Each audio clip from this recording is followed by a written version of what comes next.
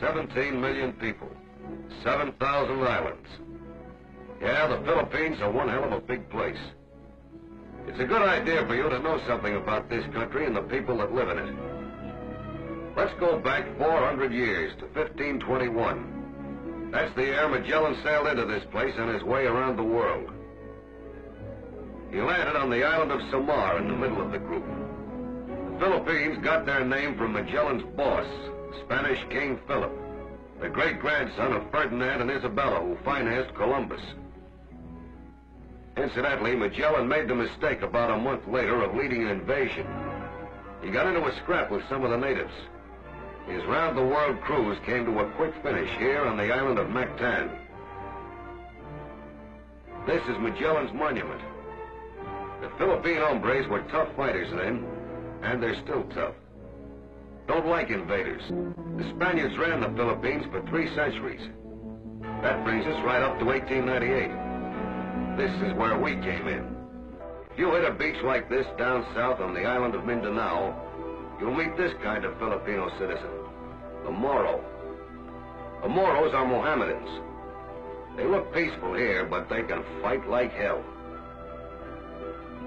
Their favorite weapon is the bolo, a wicked piece of steel a top sergeant could shave with. They use it on everything, including their enemies. They fought the Spaniards for over 300 years. After 1898, they fought us. Blackjack Pershing battled against them in his captain's bars long before he battled against the fathers of the Nazis at Chateau Thierry and the Argonne. If you hit a beach like this down south on the island of Mindanao, you'll meet this kind of Filipino citizen, the Moro. The Moros are Mohammedans. They look peaceful here, but they can fight like hell.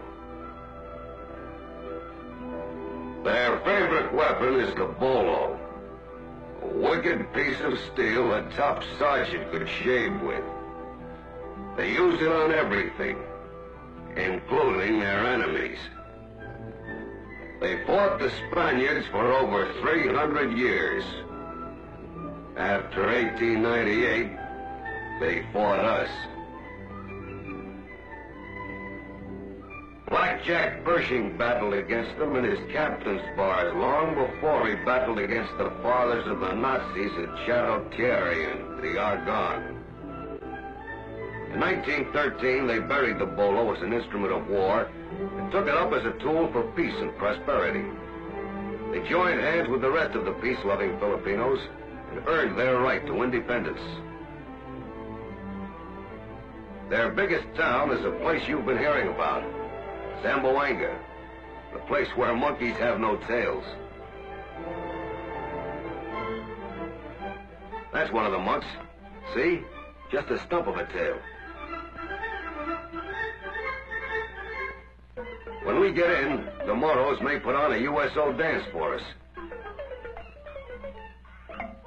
It'll be like this.